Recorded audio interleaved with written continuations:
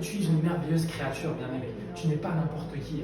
Tu as été choisi par Dieu. Ce n'est pas toi qui as choisi Dieu, c'est lui qui t'a choisi. Dieu t'a créé à son image.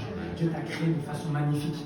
Marc chapitre 3, la Bible nous dit à partir du verset 1, Jésus entra de nouveau dans la synagogue et il s'y trouvait un homme qui avait la main sèche. Ils observaient, en parlant des pharisiens, ils observaient Jésus pour voir s'il le guérirait le jour du sabbat.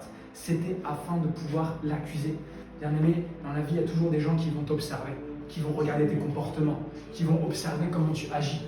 Et ce, afin de pouvoir t'accuser. Parce que l'accusation nécessite un pouvoir, c'est un pouvoir d'accuser. Pour accuser, tu as besoin d'un pouvoir, tu as besoin d'avoir des charges pour pouvoir accuser. Donc les gens vont t'observer dans ta vie. Ils vont voir comment tu te comportes, ils vont voir comment tu agis, ils vont voir comment tu parles. Et ce, afin de pouvoir t'accuser. Il y a des gens qui ne veulent pas ta croissance. Il y a des gens qui vont vouloir toujours te ramener dans leur niveau. Il y a toujours les poules qui vont vouloir que les aigles restent en bas, restent à terre. Toi, tu n'es fait pour les hauteurs, bien aimé. Il y a des gens qui vont observer. Il ne faut que observer. Ils ne sont que là à constater, ils ne sont que là à analyser. Mais Jésus, lui, est entré dans la synagogue. Les apôtres, lorsque Jésus est passé devant le figuier, Jésus avait faim.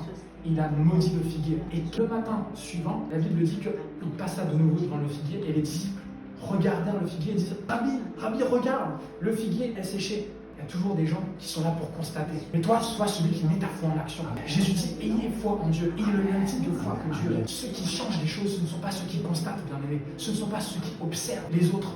Ce ne sont pas ceux qui accompagnent les autres. Ce sont ceux qui agissent avec foi, par amour, avec le Saint-Esprit. Ne sois pas de ceux qui observent les progrès des autres. Focalise-toi sur ton progrès, focalise-toi sur ta croissance. Et lorsque, bien aimé, tu te focalises sur ta croissance, tu verras que tu vas amener les autres dans une profonde croissance aussi. Lorsque ta vie spirituelle augmente, lorsque ta vie spirituelle devient de qualité, tu deviens un homme de prière, de jeûne, tu parles en langue, tout est réussi dans ta vie, tu verras que ça va impacter la vie des autres. Refuse de toujours observer les autres, de regarder toujours les informations. Regarde ce qui se passe autour de toi. Bien aimé, il est temps, assez c'est assez. Concentre-toi sur ce que Dieu a mis dans ton cœur. Dieu a mis des choses extraordinaires en toi. Il y a des choses qui dépendent de toi. Il y a des choses que Dieu a prévues pour toi. Ne sois pas comme les pharisiens pour attendre le moment de l'accuser. Non, Jésus, il est entré de nouveau dans la synagogue. Ça veut dire qu'il y a une répétition.